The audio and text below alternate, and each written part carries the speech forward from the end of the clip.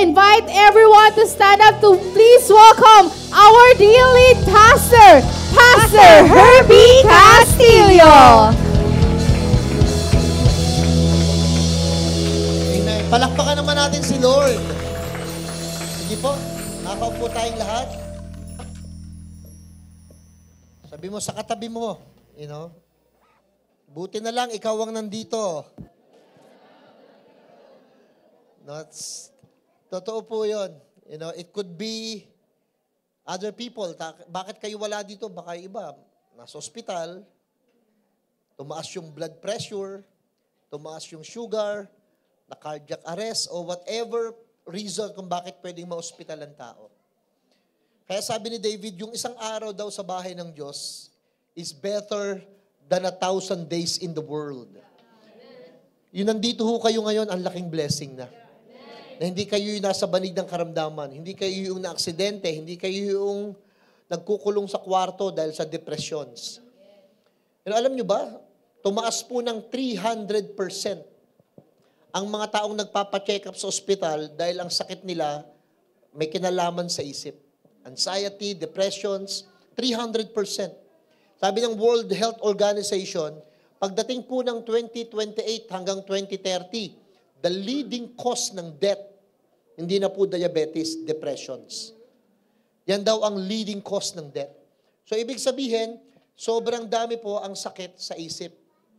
Bukod sa sakit sa bulsa, sakit sa isip, ang 300% will shoot up. Kaya napakahalaga po na lumalabas kayo ng bahay at nakikisalamuha at nakakapakinig ng salita ng Diyos.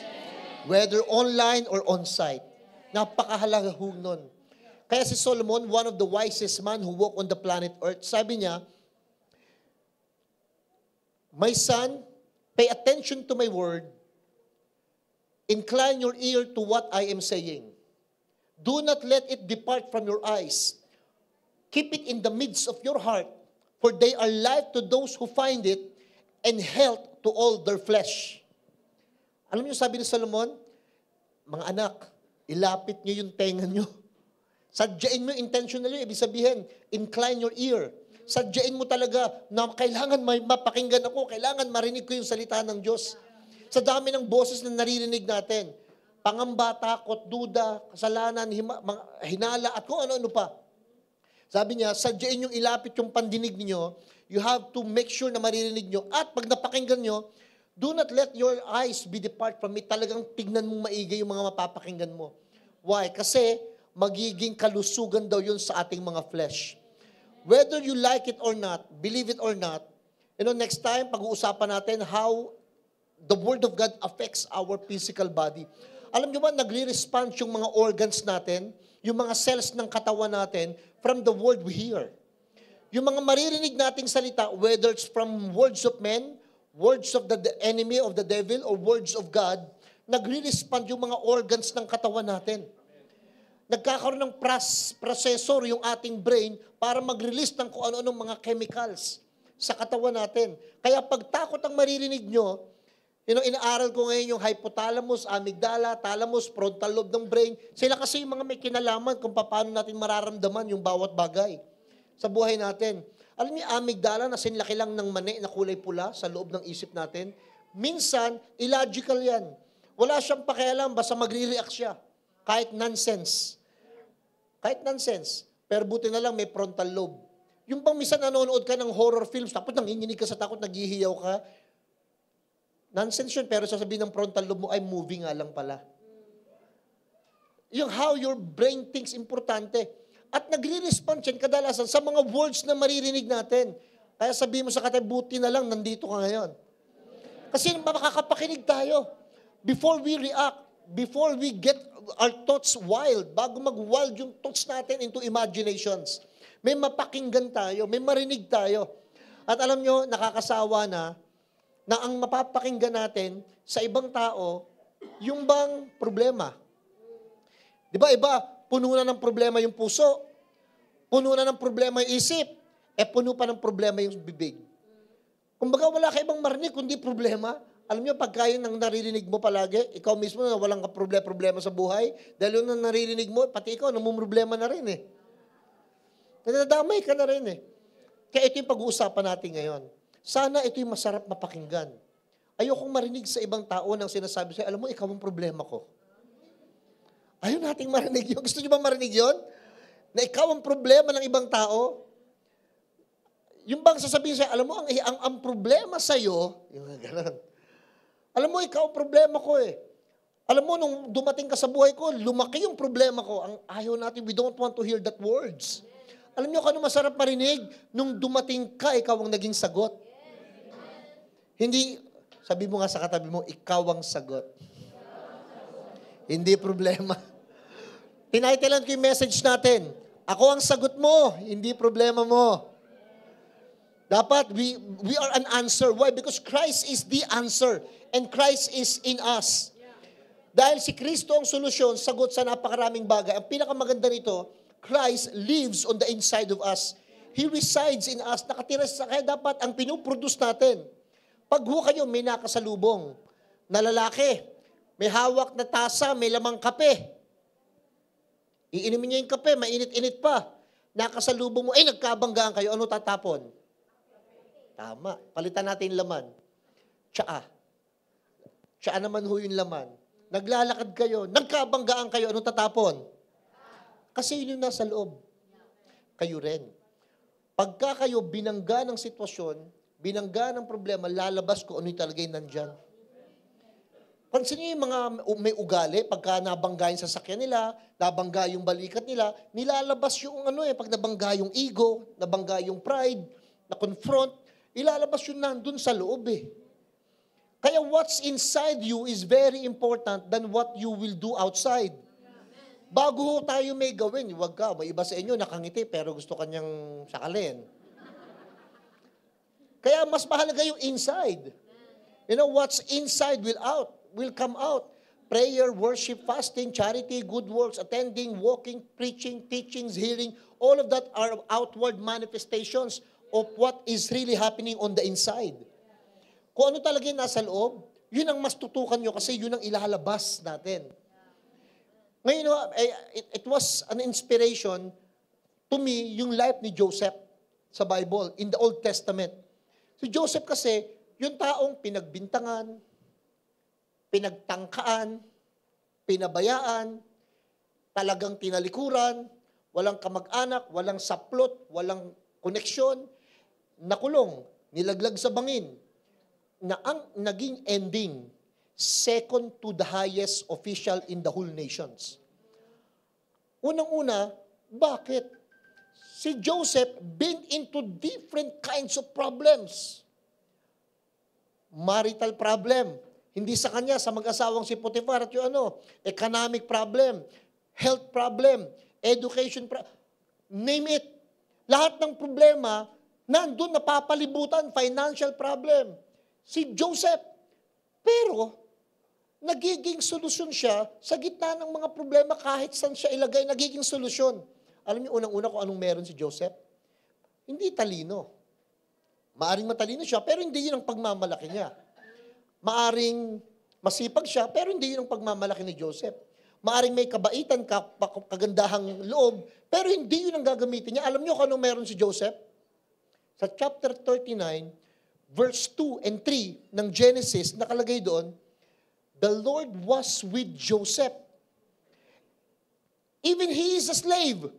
He became a successful and prosperous man, and he became in the house of his master, the Egyptians. Tingnan niyo ito Dineclare, napansin ni Joseph na ang Panginoong Diyos ay nasa kanya. Hindi lang siya nakapansin nun. Tingnan niyo yung next verse. Now, his master saw that the Lord was with him. Alam niyo, iba yung alam mo na nasa iyo ang Diyos, pero mas iba pag nakikita ng mga tao na nasa iyo ang Diyos. Iba yung sinasabi mong mabait ka Pero iba yung sinasabi ng mga tao, alam mo, mabait yan. Iba yung sinasabi mong masipag ka Pero iba yung sinasabi ng mga tao, ang sipag niyan. Coming from the words of other people, speaking behind your back, that's make the difference. Yun ang magpapaiba. Yun ang magpapaiba sa atin. Yun ang paggaling na yung boses sa ibang tao. Paggaling na sa iba. At dito sinabi, yung boss niya, Sabi niya, sa lahat ng mga mayordomo, sa lahat ng mga naging katulong ko dito sa bahay, I sense something may kakaiba dito sa batang to.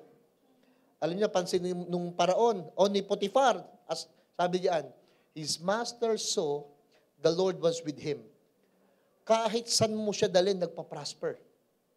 Nung makulong, may problema, nag-prosper sa kulungan. Naging mayores doon. Nung malagay sa bahay, nag-prosper, hindi lang naging katulong, naging head ng mga katulong. Kahit saan mo ilagay eh. Nagiging solusyon, nagiging sagot. Why? Because number one, God was with him. It means we have His favor. Alam niyo, ngayon pa lang kailangan niyo maintindihan, you are an answer. You are a solution. Huwag niyong isipin problema ka, problema ako. Huwag niyong isipin yon. Isipin niyo palagi, kayo yung sagot. Alam niyo magandang idasal ngayon o nasain? The best prayer that we can have right now, you know actually Tracy, you know ang pinakamaganda na prayer ngayon, yung maging solusyon kayo ng problema sa iba. Hindi, Lord, solusyon namin problema ko. Kaya lang, hindi niyo masusolusyonan yung problema ng iba kundi solve yung problem mo, di ba? Pero ang dapat desire naman natin is, Lord, gusto kong maging solution problem ng iba. Alam niyo kung ano masarap? Yung bang matupad mo yung pangarap ng iba dahil sa'yo. Yung bang mapasaya, yung mas pasaya mo yung iba dahil sa'yo. Yung bang lumuwang yung iba kahit masikipang ka. Gumaling yung iba kahit nasaktan ka. Nagkaroon yung iba kahit minsan nawalan ka. Di ba yun ang life? That's how Jesus lived His life for us. He was wounded for us, for our healing. He died for us to live. He died young for us to die old. I mean, yun naman talaga yung buhay eh. Na maging solusyon tayo sa problema ng iba. Kesa naman yung ikaw nagiging dahilan ng problema ng iba. Kaya laging naging prinsipyo ko, di baling masaktan, wag lang manakit. Hindi baling nagtitiis, wag lang pinagtitiisan. Yun kasi yun eh, yung life, yun yung essence ng life. Yun ang essence ng life. Maging dahilan ng kasiyahan ng iba. Yung araw, hindi niya kinukuha yung init niya sa sarili. Yung ilog, hindi niya iniinom yung sarili niyang tubig. Yung puno, hindi niya kinakain yung sarili niyang bunga. Yung mga bulaklak, hindi niya nilalanghap ng sarili niyang halimuyak. Di ba ganun kaganda ang buhay kung halimbawang nagiging masaya ang iba dahil sa'yo? Sabi mo nga sa katabi mo, gusto kong sumaya ka dahil sa akin. Ang sarap, alam nyo, na yung asawa mo masaya dahil sa'yo. Yung anak mo masaya dahil sa'yo. Ang sarap nung ganon. Hindi yung lagi na lang, dapat pasayahin mo ako. Dapat paligayahin mo ako. Dapat bigay mo yung gusto ko. Wala nang pinakamagpapasaya sa inyo. Alam nyo kung ano? Sa mga parents, yung makita nila, anak nila are getting better, ang saya ng parents. Sa totoo lang, yung matupad ng mga tao yung pangarap nila dahil sa'yo, ang gandang pakiramdam. Sobrang saya nun. Yung fulfillment na nakita mo na kahit masakit para sa'yo, kaya may sa mga lalaki, for example, you know, when you serve your spouse, your wife, what an honor, what a joy. Minsan kahit pagod sa trabaho, pero dahil nakikita mong nahihirapan yung asawa mo, tutulungan mo pa rin. Yung ibang gagawin, pagod na nga ako sa trabaho eh. Nagagawin dahilan yon. Gagawin dahilan para maging excuse. Why don't you use it pa as an extra effort, you know, for your spouse to feel that she or he is special? Alam niyo kung ano nangyari, ikaw yung nagiging sagot. Nangyari kay Joseph ganito. Binigyan ng blessing si Joseph ng Panginoon na naging dahilan ng blessing ng buong bansa. Haharapin kasi ng Egypt yung world famine. May pandemic at saka epidemic. Yung world, buong pangkalahatang ito, itong pandemic na ito. So malaki ang tao ang maliligtas. Libo-libong buhay. Pero si Joseph, ang galing, grabe. Ganito yung istorya. Na naginip yung paraon ng 7 baka ng matataba. Tapos, after nakakita naman siya sa panaginip niya ng 7 baka na papapayat. Sabi niya ngayon, sino kaya makakapag-explain ng dream ko? Tinawag niya lahat ng matatalino, mahusay. Alam niyo, wala naka-explain. Hanggang may nagsabi sa kanya yung cupbearer, Sir, nung nakakulong ako, may nakita ako may na-meet ako sa loob ng kulungan, pinaliwanag yung dream ko. Problemado ako noon. Pero this man named Joseph explained my dream. Ganun ba? Sabi, di patawag siya. O pinatawag siya sa kulungan. Pagdating sa kulungan, sabi nung paraon sa kaya, Aber, sige, may sinasabi ito. Sige, let's see. Can you explain my dream? Mahal na hari, pero nanaginip po kayo ng 7 baka, yung 7 baka pong matataba, 7 taon ng kasaganaan. Nanaginip din po kayo ng 7 bakang payat. Yung 7 bakang payat, 7 taon po yun ng kahirapan. Pero may maganda hong gawin. Ano magandang gawin? Pero mo, sinabi niya na yung dream, napaliwanag niya pa yung dream, at nagsabi pa siya, eto ho magandang gawin. Genesis chapter 41, verse 33. Ito po ang gawin natin, sabi niya. Mag-prepare po kayo ahead. Maghanda ho kayo. Maghanap po kayo, look for a man discerning, clear-headed, maliwanag mag-isip, wise, tapos gawin niyo ho siyang in charge sa buong land ng Egypt bilang governor sa ilalim mo. Next verse. Tapos po, mag-take action kayo na mag-appoint ng mga overseer, magiging mga opisyales sa bawat land na magsusube, magtatago ng 1/5 of produce ng entire land ng Egypt sa loob kasi ng 7 taon, magiging masagana po ang mga ani. Kunin nyo na ho kaagad doon yung 1/5, yung malaking portion. Kunin nyo na ho, huwag nyo gagamitin. Sabi ni Joseph at the back of his mind, kaya lang pag nakitang marami kang pera, marami kang pagkain, marami kang may magkakaproblema. Ano next na problema nun? Security. Pwedeng daluhungin, pwedeng pasukin. Pag gutom na yung mga tao, gagawin ng lahat. Di ba ganyan yung mga gumagawa ng illegal dahil sa gutom daw? E di papasukin kayo. Ito gawin natin. Mahal na hari. Next verse. Let them gather, tax all the 5th of the food of these good years that are coming. Tapos gawa kayo ng malaking store. Halimbawa, dadami yung mga ani ng sibuyas. Kailangan may cold storage. Dadami yung ani ng mga bigas. Kailangan may lalagyan tayo. So, doon natin ilalagay. So, pinapiprepare niya rin yung facilities. Pinapiprepare niya din yung system. Pinapahanda niya rin yung manpower. At pinaparedy niya yung mga strategy. Ito pa sabi niya, gawin niyo po, maglagay kayo ng instruction, direction na may otoridad galing sa paraon, sa bansa natin. Let them guard the food. Pabantayan natin. Alam niyo kung ano ginagawa ni Joseph? Sinusolusyonan niya na yung mga possible problem. Mga possible problem. 36. That food shall be put into storage, irireserba natin yan, pagdating ho ng 7 taon taggutom, walang makakasurvive. Kung wala tayong ipon. Kung wala tayong nasubi na tago man lang. Kasi pag hindi nangyari yun, na wala tayong security, the land will going to ravage during the famine. Ang galing ng plano. Sabi ngayon nung paraon, sino a-appoint natin? Nagsasuggest siya, di ba? Mag-appoint po kayo. Alam niyo, sabi nung paraon, alam ko na kung sino i-appoint. Walang iba kundi ikaw din. Ikaw ang pinaka-qualified.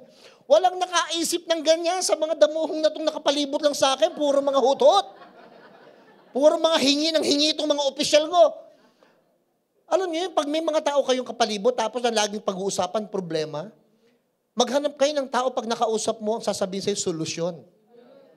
Yung iba sabi siya, alam mo, pastor, may problema tayo. Ito nga, laki nga ng problema natin. Problemahin nga po natin yun, nakakapagod. Masarap yung sasabihin sa'yo, pero may solusyon tayo. Ang solusyon po natin dyan, sa ganito, may gawin, ganito ho dapat gawin natin. Yung bang ang ino-offer sa'yo solusyon? Kaya kayo, pag leader, i-offer nyo solution, wag problem. Given na yung problem, solution dapat ang gusto nating marinig. Why? Because problem solver prepares ahead before problem comes.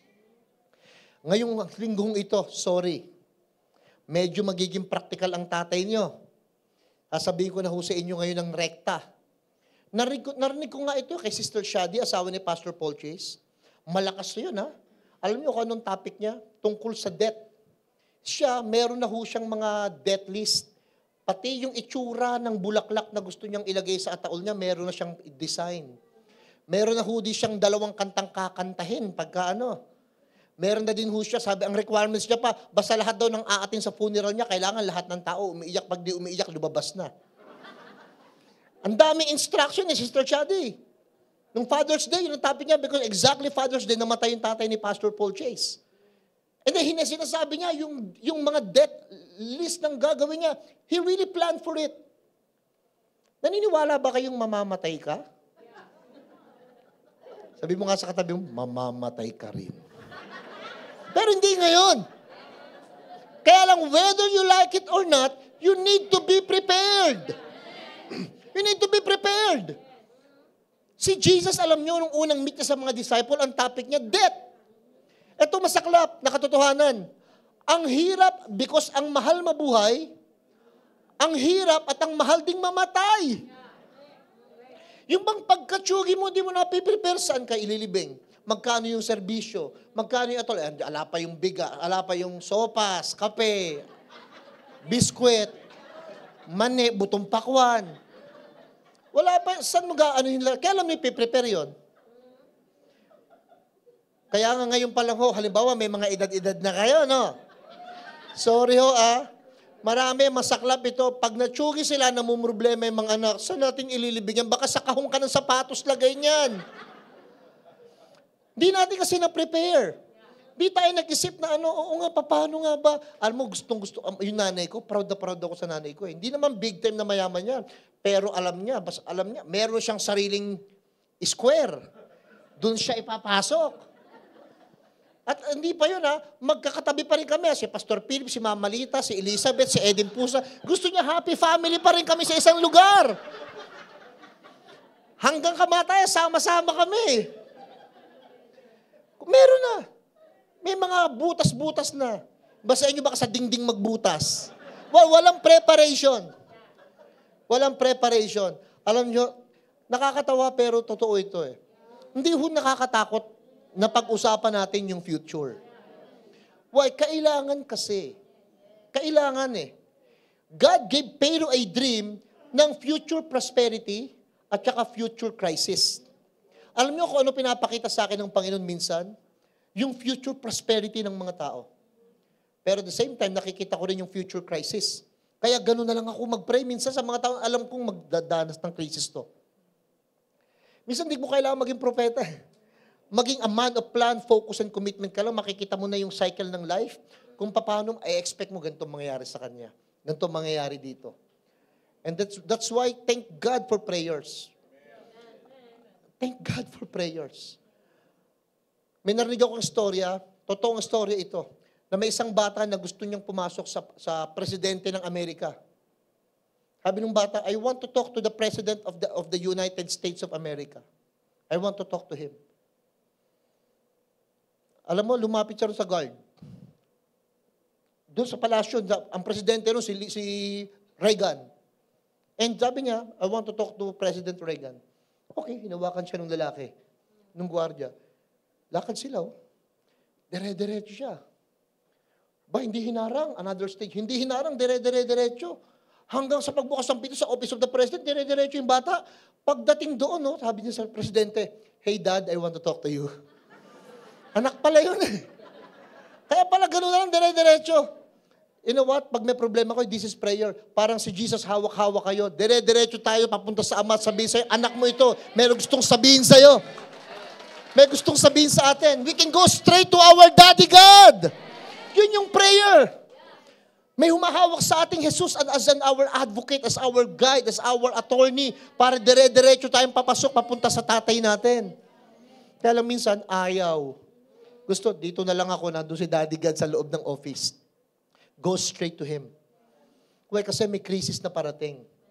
Ngayon, kung may kakilala kayong mga tao na willing magdasal sa inyo araw-araw, naku, kausapin nyo. Pagdasal mo ako. I'm asking for your prayer. Kasi I have people specific, I am praying every day. Kaya magandang may ganon. Why? Because it will save your life. Kasi ang future you don't see. Alam niyo kung anong magandang nangyayari ngayon? May napapakinggan kayo. At yung mga naririnig natin, it also turned out to be a prayer of declarations sa buhay natin. Pag di kayo marunong mag-pray, one highest form ng prayer, worship. Idaan nyo sa kanta minsan. Pag may kantahan tayo dito, worship dito, sabay nyo na. Huwag nyo na isipin, iniisip ng iba sa inyo. Dahil hindi nila kayo iniisip. Marami na silang iniisip, dadagdag ka pa ba? Hindi nila kayo iniisip. Kaya pag may mga marami kayong pagkakataon na gawing magpuri, do it. Do it. Joseph did not only interpret the dream, nagbigay siya ng wise advice. May mga tao, alam nyo kung ano, makikinig lang sa'yo, pero wala namang i-advise. Masarap, pagkatapos niyang makinig, sasabihan ka ng gagawin. Yun ang masarap. Kasama, yung pagkatapos marinig yung problema, iba di ba kadalasan mga tao nag-usap-usap, may inuman pa yun ha, pare, alam mo, may problema ako. Pares tayo, pare. Pagkatapos ng para silang lasing, umuwi, wala naman ang solusyon. Wala naman. Pare, magkano gastos mo? Anong gastos? Utang yun, pare. Wala namang problemang nasolusyonan. Nalasing lang sila parehas, pero nagkasabihan ng problema. Nagkasabihan ng pangarap. Nagkasabihan ng mga magagandang bagay din. Pero ang problema, hindi nasolusyonan. Maganda may solusyon tayo sa problema palagi. Amen. Kaya pipiliin natin. Paano gagawin? How to prepare for the future crisis. Paano ba natin pinipili yon? Ang ginawa ni Joseph, sabi niya sa paraon, Sir, mag-prepare po kayo ng tao. Mag-raise kayo ng mga right kind of leader.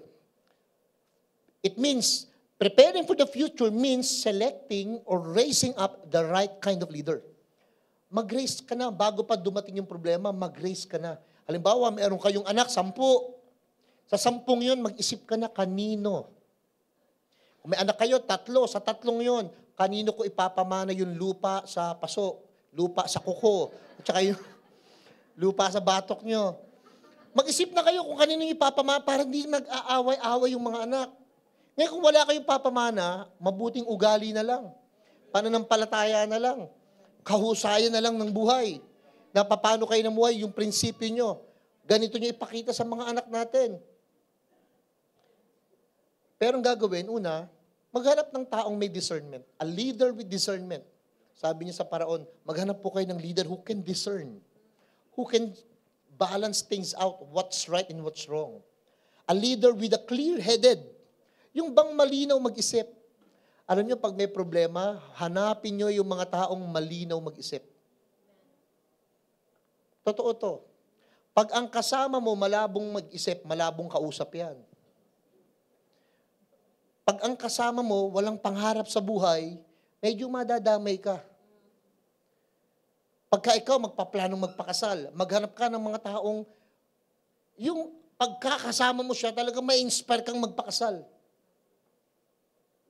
Meron tambay eh. Sabi niya, Sheil, pakasal na tayo. Johnny, wala kang trabaho. Ilang taong ka ng tambay? Hindi, basta ang mahalaga, nagmamahalan tayo. Mahal mo ko, mahal kita, pakasal tayo, di ba? Yun naman yun. Ikaw, nung madaling araw na, lasing si Johnny. Punta dun sa bahay ng tatay. Tay. Sheil! Sheila! Lasing. Bumukas yung tatay. O, Johnny, anong oras na? Lasing ka pa. Bakit? Itay. Anong itay? Huwag mo ko matawag-tawag na itay. Magpapakasal na po kami ni Sheila. Magpapakasal, di ba tambay ka? Wala kang trabaho? Paano mo bubuhayin ang anak ko? Sagot ni Johnny, ha? Kailan pa po namatay? Tambay na, tanga pa!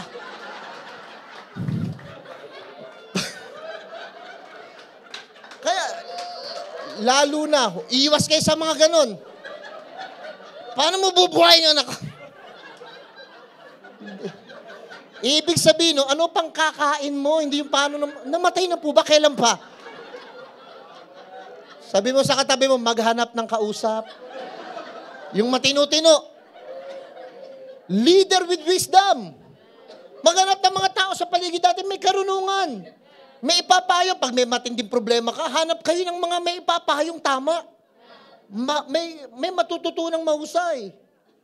Sino hanapin? Na tao, responsible and accountable. O tanungin ko kayo, nung kinain ni Eva yung mansanas, kaninong kasalanan yun? Kay Eva o kay Adan?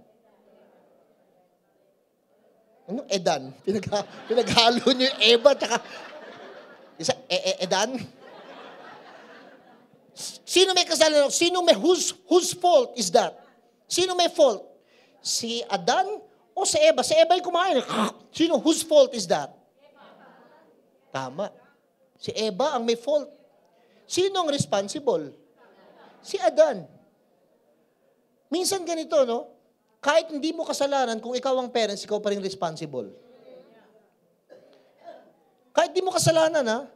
Pag ikaw ang leader, ikaw pa rin ang responsible kahit hindi mo kasalanan. Ikaw ang haharapin, eh. Halimbawa, ako sa church na ito, ako pa rin ang responsible, eh. Nung nakaraan ho, nung Sabado, may nawala ng bisikleta. Pero kitang-kita naman na nabudol talaga.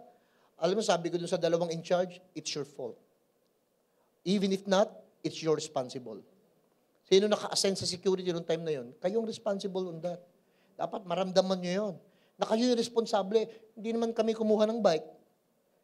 Minsan alam nyo, ganun eh. Kahit hindi kayong may kasalanan, dahil ikaw ang responsable, ikaw ang haharap eh. Kaya you need to be responsible. Pag may pera kayo, maging responsible. Dahil pag naubos yan, ikaw ang accountable. Pag may pinagkatiwala sa inyong kahit anong tao, maging responsible sa tao ngayon. Binigyan ka ng asawa, binigyan ka ng anak, binigyan ka ng boyfriend, maging responsible. Pag kasi nawala sila, accountable ka na. Sa part na yon. So whatever things you've been given, received, natanggap at binigay sa inyo, responsible kayo. Pero, pag nawala, ikaw ngayon ang i-account. So sabi ni Joseph sa Paraon, Sir, hanap ka ng leader who will be in charge to solve the problem. Huwag kang mag-leader, maghanap ng tao na ang dadalin lang yan, puro problema. Maghanap ka na mag-iisip siya, solusyon. Hindi mag-iisip ng kung ano yung makukuha niya. Mag-iisip siya kung ano yung mabibigay niya. Ayan. Ayan na, dyan na nagwo-work yan. So it means, it's either you are led by crisis or you will be in charge in times of crisis. Alam niyo, ang problema, dadating talaga yan kahit kanino. Either madala ka ng problema or madala mo yung sarili mo. Napansin niyo, may mga taong maraming problema pero kayang-kayang dalin. May mga tao, isa lang yung problema pero hindi niya mabitbit. Kasi nga, ang laging nasa mindset niya, problem to, problem to, problem to. Instead, ang mindset niya, where's the solution? Where's the solution? Ito yung masaklap. Maraming tao invest ng more time in their problem rather than mag-isip ng mas marami sa solusyon. Maraming taong nagmumukmuk, masama ang loob, hindi kumikibo. Why? Kasi umiikot na yung buong buhay niya sa problema, sa wala, sa kulang. Pero hindi niya naisip, ano yung solusyon? Ba't hindi natin masyadong mag-invest tayo ng more time, more effort in finding solution? Siguro sa lahat ng mga taong nandun, sa panahon sa palasyo, nung paraon, lahat sila puro problema eh. Kaya yung hari na-touch, bukod tangi. Talagang may exemptions eh. Bukod tangi, itong si Joseph, nung bumuka na yung bibig, solusyon ang plinano. Wise ang in-advise. Tingnan niyo po yung mga taong makakasalamuhan natin. What they are telling you, problem or solution? Pansin niyo ako palagi, madalas, nung kailan lang may nag-chat sa akin, PH, ito po yung resulta. Lumalaki po yung aking puso. May enlargement po ako from the heart. Alam niyo, reply ko? Hindi ako nag-reply ng, naku, pray natin yan. Delikado yan. Hindi, ang reply ko, good. Why? Siguro lumalaki lang yung puso mo kasi mas marami kang mamahalin at paglilingkuran. Kaya kailangan lumaki yan. Don't worry, all is well. Pag nakakausap ka ng mga negative, sasabihin sa'yo yan, oh, Diyos ko po. Naku po. Patay. Lagot. Find people who will speak positive over your life. Find people who will speak healing, life, Jesus, prosperity.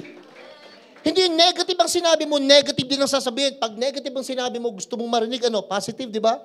Pag lackness ang meron ka, ang gusto mong marinig, supply. Pag sickness ang meron ka, ang gusto mong marinig, healing. Pag dama mo yung weakness, what you want to hear? Strength. Hindi nyo sabi ni Lord, sabi ni David, let the poor say I'm rich. Let the weak say it, I'm strong. Those who are redeemed, say it.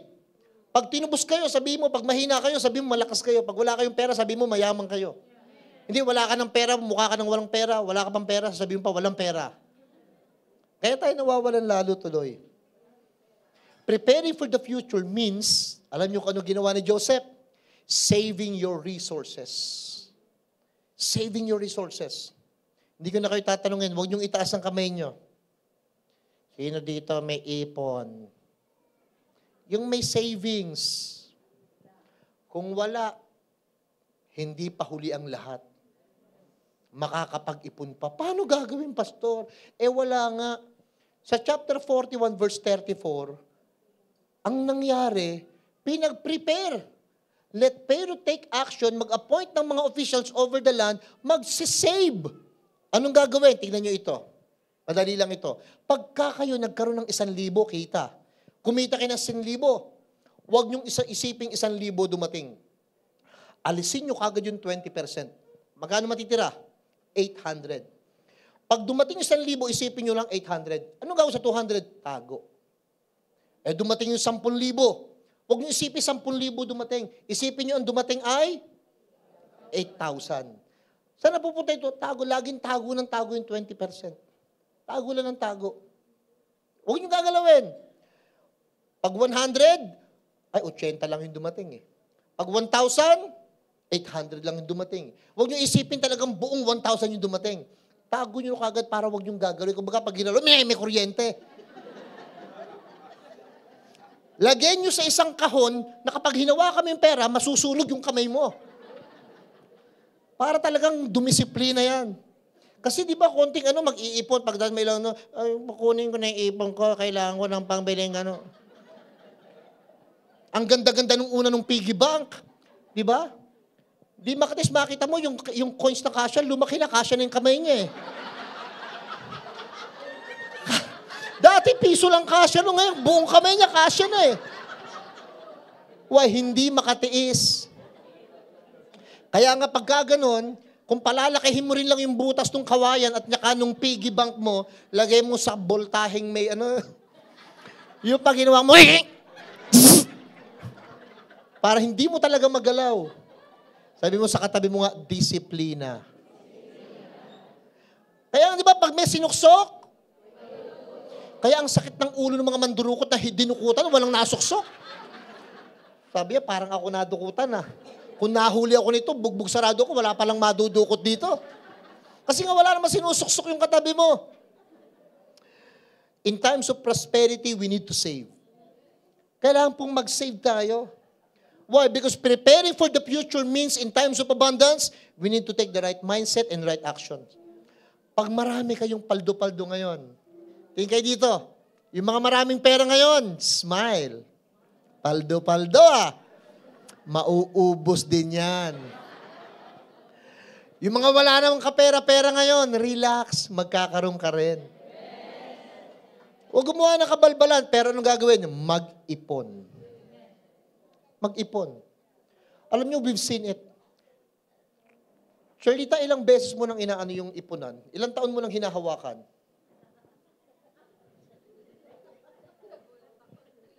Mga 3 taon, no? Alam niyo kung iba talagang nag-ano lang, kasi wala mo siya napapalaro. Kaya lang ang minds niya, kailangan itong maturuan yung mga taong mag-ipon, mag-ipon, mag-ipon. Kasi minsan nakala natin, ang Diyos ang ang iniintay nating, palagay niyo ba ang Diyos ang mag-iipon para sa inyo? Sana nga pwedeng gano'n, no? Lord, ipon mo nga ako, Lord, 1,000 per day. Sabihin sa'yo, Lord, kahit piso, kunya tampa kita. Hindi ko gagawin para sa'yo. Si Lord ang gagawin niya, supernatural. Pero ang gagawin mo, natural. Di ba sinabi na nga natin, tataas ni Moses yung tungkod, ang Diyos ang hahati ng dagat? Gagawa ng arko si Noah, ang Diyos ang magpapaulan? Papatong natin kamay natin sa may sakit, ang Diyos ang magpapagaling? Gagawin natin yung kaya natin, gagawin ng Diyos yung di natin kaya. Gagawin niyo yung pag-iipon, ang Diyos ang magpaprotect, magpaprosper. Magugulat ka, biglang may paparating kung saan-saan. Gaganda ang negosyo, gaganda yung tao, yung kalooban, magbarahay, magbibig. Kasi nga may sinisimulan ka. Alam niyo ba sa inyo, wala pa ngayon? Wala pang sinisimulan. Wala pang sinisimulan. Alam niyo, ano prayer niyo ngayon? Lord, storehouse. Mag-isip kayo ngayon, maghanap kayo ngayon. Alam niyo, magandang bilhin ngayon? Wallet. Yung sinlaki ng bayong. Bakit, Lord? At least malaki lalagyan. Magsimula ka ngayon mag-ipon para makakilo si Lord. In times of abundance, keep on investing. In times of abundance, know your priority. In times of abundance, be responsible. Manage your resources right. Ibig sabihin, in times of abundance, don't become a one-day millionaire. Pag maraming pera, lahat, gusto ko nun, gusto ko niyan, bili mo ko nun, bili mo ko niyan. Lahat gustong bilhin, daming pera eh. Kaya bukas, nakatunganga, nganga. Why? Binili lang binili. Alam niyo ang gagawin? Be self-controlled in handling our resources. Make sure not to waste our blessing. Bakit, Pastor? Because those problem solver will always be promoted. Alam niyo si David, bakit sumikat? Kasi nga, ang laking higante, ang laking problema yung napatay niya eh.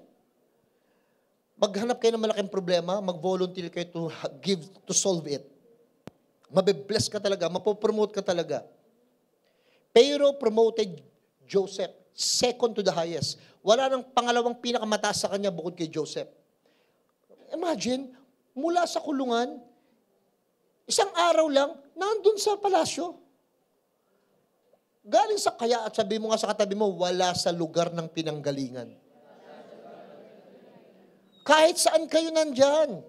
Wala sa lugar yan, nasa touch ng favor ni Lord yung pag ipopromote ka na.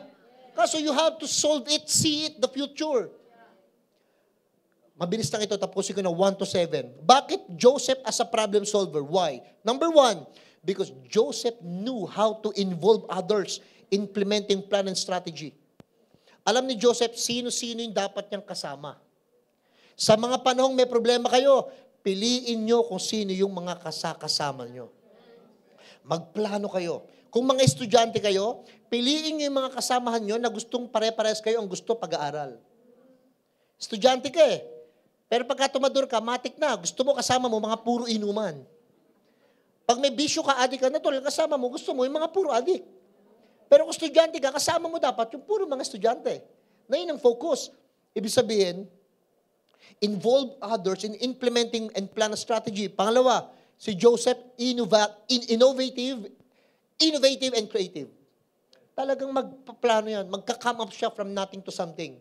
Magkikreate siya from rust.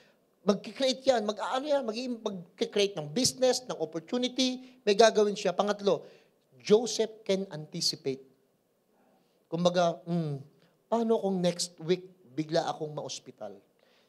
Saan ako kukuha ng pampagamot? Paano kung isang araw, yung anak ko lang, for example, sanggol pa, biglang mag-LBM, lumala yung LBM, biglang makadadala sa hospital, saan ako kukuha? Naisip niyo ba yung mga tao kung bakit sobrang sama ng loob? Kasi nga, masama na yung may karamdaman na, tapos pag mangungutang pa, ang bigat sa kalooban. Kasi ang di nakapaghanda walang anything. Joseph knew how to anticipate problems. Joseph knew how to balance the short-term needs para solusyonan yung crisis with a long-term goals. Kumbaga, kailangan isipin natin, kailangan pangmalayuan, pangmalakihan. Huwag ubusin ka agad sa kung ano-ano. Magsubi, bilhin nyo yung gusto nyo, basta naitabi mo na yung 20%. Bilhin nyo na yung gusto nyo, pag natabi mo na yung 20%. Estudyante kayo, pag binibigyan kayo ng baon ng mga airpat nyo, ng parents nyo, kahit magkano, bigyan ka ng 100, lagi mo sa isip mo, 80 lang binigay sa akin. Tinatago mo na yung 20. 500, subi mo na yung, gano? 50 pesos? 100. Ano, pag mathematics, kaya rin ako tumitingin kagad na ganyan. Kung magkano yung baon nyo, subi nyo na kagad. Alam mo, ginagawa mo, ina-anticipate mo kasi. Si Joseph Panlima was a master of risk management. Nagkakandak siya ng risk assessment. Ano yung risk? Risk kasi yung delikado. Yung pwede mong ikamatay, ikasakit, yung mga hindi mo gustong mangyari, ina-assess na niya. Minamanage na niya. Paano kung maubos, for example, ako lang, alam nyo, paano kung maubos yung bigas? Magkano 1 kilo ngayon? 60. Iniisip ko, paano yung mga taong wala talagang makain? Alam nyo, maraming sa atin, umaasa na. Saan? Sa rasyon at saka sa orasyon. Kumbaga, wala, hindi naman masama yun. Pero what if? What if? Lana. Bus na. Pagod na yung sponsors. May tinatawag na sponsors fatigue. Sa mga nagpapadede ng breastfeed, may tinatawag na win-off. Kailangan nang itigil yung pagpapadede. Kailangan niyang lumakad ka ng mag-isa. Malaki ka na. Hindi pwedeng 15 anyos ka na, nagbe-breastfeed ka pa din. Dapat lumalakad ka na. Dadating yung time na yon. Me as a pastor, I have to think of it. I have to think of it. Si Joseph is a good steward of God's dream, God's vision, and God's resources. Pag may blessing kayo, maging good steward kayo. Pag may blessing kayo, maging good steward. Pag pinagkatiwalaan kayo, mag-speak, mag-preach, mag-share, mag-testimony, maging good steward. Pag inassign kayo para mag-preach, maging good steward, maging faithful, maging submissive. Joseph trusted God and provided solution on God's leading. Nagtiwala si Joseph. Alam nyo, sa dami ng pinagdaanan natin ngayon, alam ko, sobrang dami ang nagpapagupo sa mga tao dahil sa problema. That is why today, very practical what I'm talking to you today. Ang pinag-uusapan natin ngayon, ang pagtutuunan natin ng pansin, solusyon. Amen? Ang pagpofokusan natin ngayon, hindi problema. Huwag puro problema ang lalabas sa bibig natin ngayon. Pag mag-ausap kayo mag-asawa sa ganito, so anong solusyon ang naiisip mo? Mag-iisip din ako. Anak, anong solusyon ngayon ang naiisip mo sa hinaharap nating ano? Huwag tumigil hanggat walang naiisip. Para may mas maisip na mabilis, 3 bagay. Magtanong, magdasal, magtiwala. Magtanong sa mga tao, magdasal sa Panginoon, at magtiwala sa Kanya. Pansinin nyo, yung problema, unti-unti, hindi matatapos, pero gagaang mahahandle. Everybody stand up. Hindi naman tayo pababayaan ng Diyos. Huwag kayong mag-alala, hindi kayo pababayaan ng Diyos. Kasama niya kayo. Ano man ang mangyari. Hallelujah. Oh, Jesus. Thank you, Lord. Pag dumadating itong problema, Panginoon, napapanatag yung puso natin. Alam nating may solusyon sa problema natin. May solusyon. Huwag ko kayong susuko. May solusyon ng problema. Sing this with me from your hearts. Kapayapaan ng puso sa'yo natagpuan. Kaya panatag ako sa piling mo, Jesus. Sa piling mo, Jesus. Walang armas. Walang armas na sa akin makapananaig, dahil Ikaw, O Diyos, aking tanggulan. Ikaw ang aking takbuhan. Ikaw ang aking takbuhan kapag ako'y nagugulumihanap. Handang tugon sa bawat tanong. Ikaw ang siyang may akda ng mabubuting gawa. tapat, natatapos nito. Ikaw ang aking takbuhan kapag ako'y nabubulumihanan. Handang tugon sa bawat tanong. Ikaw siyang may akda ng mabubuting gawa. Ay siyang tapat, natatapos nito. Dakila ka, Jesus. Yes. Yes, Lord. Panginoon, salamat po. Sa panahon, Lord, may problema kaming pinagdaanan ng mga nakaraan. Tapos may hinaharap pang problema ngayon. For sure, there will always be problem even in the future. Pati ang kinabukasan, Lord, may mga problema kaming haharapin. Hindi naman po ito matatapos. Sinabi mo na rin ito, sa mundong ito, may kapighatian, may problema. Pero magsaya kami. Dahil kahit may problema, mapagtatagumpayan namin, Lord. Kaya sa oras pong ito, Lord, this is our prayer. Gawin mo kaming sagot. Gawin mo po kaming solusyon. Huwag puro problema, suliranin, kabigatan ang nasa isip. But Lord, kagaanan, kasagutan, ang nasa isip namin. It means, Lord, because you are the solution, you are the answer of this world. Ikaw ang nais naming nasa isip, Panginoong Yesus. I pray for everyone, Lord, suffering from any financial problem, suffering from health problem, suffering from emotional problem right now, or mental illness, and even dun sa mga may problema sa relasyon. Today, in Jesus' name, I pray that you will be the solution. You are the solution. You are the solution. Because Christ lives in you. Magiging sagot ka sa mga problema din yan. Kung iniisip mo na nasa labas ang kasagutan, nasa kalooban ng kasagutan, ang Panginoong Yesus na nakatira sa atin, you are His answer. And so I pray today, Lord, equip us. Lord, palakasin mo kami. Lord, patibayin mo kami. Lord, patatagin mo po kami ngayon sa anumang problemang darating. Bigyan mo kami ng mga solusyon, Lord. Bigyan mo kami ng mga kasagutan, mga strategy, Lord. Ayaw namin maging emotional pa, Father God, but gusto namin maging strategical. Today, I pray, Lord God, lahat kaming nandito, Panginoon, will speak about solution. We'll talk about it, Lord. We'll talk about fulfilling the dream of others, making others happy, making others blessed, Lord. Kami ang sagot, hindi problema, Panginoon. That is why I pray, Lord, that you are setting yourself people free. Papalayain mo ang mga tao. Papagaanin mo sa anumang sitwasyong nandun sila para mas makatulong pa kami sa iba.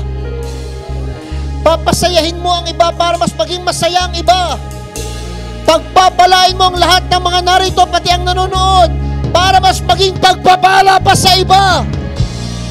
Today, Lord, we pray, Father God, for abundance of your blessings. Bigyan mo kami ng karunungan, Lord, katulad kay Joseph. Marunong magsubi, marunong mag-ipon. Give us, Lord, a disciplined mindset, Father God. Give us a storage. Give us an account. Give us a client. Bigyan mo ng mga customer. Bigyan mo ng mas marami pang mga tao, Panginoon, na makukonect sa mga tao, Lord, na kailangan ng negosyo, Panginoon. Connect them, Lord. I bless your people with storage. I bless your people, Father God, with more people to be connected. I bless their business. I bless, Lord God, their family, their studies. I pray, Lord, today, gagawin mong lahat ng blessing na ito kasi maraming tao ang nasasaktan. Maraming tao ang naghihirap. Maraming tao din ang namamatay, Lord. That's why you're gonna bless these people. You will all bless us, Father God, to be a blessing, to become a source of healing, to become a source of happiness, to become a source, Lord, of peace of mind and heart. Hindi na kami magiging pabigat. Hindi kami magiging pasaway. Hindi kami palagi na lang iintindihin, Lord. Hindi na kami palagi na lang titiisin. Hindi kami magdudulot ng mga pasakit, Lord. Pero kami ang magiging kagaangan. Come on, pag sinasabi ko, sabihin nyo amen. Kami ang magiging kagaangan. Kami ang magiging kasagutan. Kami ang magiging pagpapala. Kami ang magiging kayamanan. Kami ang magiging kalakasan. Kami ang magiging kasiglahan. Kami ang magiging dahilan kung bakit mas makakalaya ang ibang tao. Ulitin ko, lakasan natin yung amen. Hindi na ako magiging pabigat. Hindi na ako magiging pasaway. Hindi na ako magiging problema. Kundi ako ang solusyon. Kundi ako ang kayamanan. Kundi ako ang tagumpay.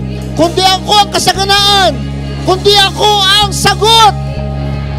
Lord, thank you. Taas natin yung kamay natin. Thank you, Lord. Thank you, Lord, for the solution. Thank you, Lord, for the answer. Thank you, Lord, for the miracles. Thank you, Lord, for prosperity. Oh, thank you, Lord. Thank you, Lord. Come on, worship Him. Oh, thank you, Lord. Thank you, Lord. Salamat po. Maraming salamat po, Diyos. Thank you, Lord. You are worthy to be praised. Thank you, Lord. Gusto ko kayong turuan magpuri. Buksan niyo yung bibig niyo, umawit kayo sa Panginoon. Maraming salamat po. Maraming salamat po. Maraming salamat po.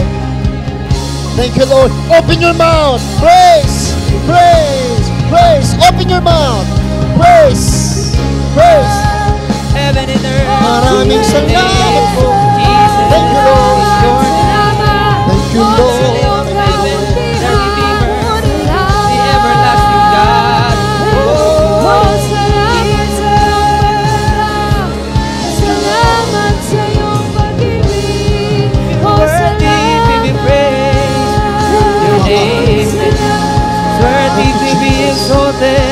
Your word is settled in heaven, O God. Ikaw ang aming itataas pag kami nasasaktan. Ikaw ang aming kapayapaan pag kami naguguluhan. Ikaw, O Diyos, Ikaw. Ikaw, O Diyos, Ikaw. Ikaw. Kapag nasasaktan, Ikaw ang kagalingan. Kapag naguguluhan, Ikaw ang kapayapaan.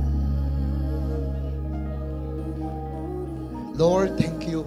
Imbis na mga puro negative ang sasabihin namin, pasasalamatan ka na lang namin, Lord. Pupurihin ka na lang namin, Panginoon.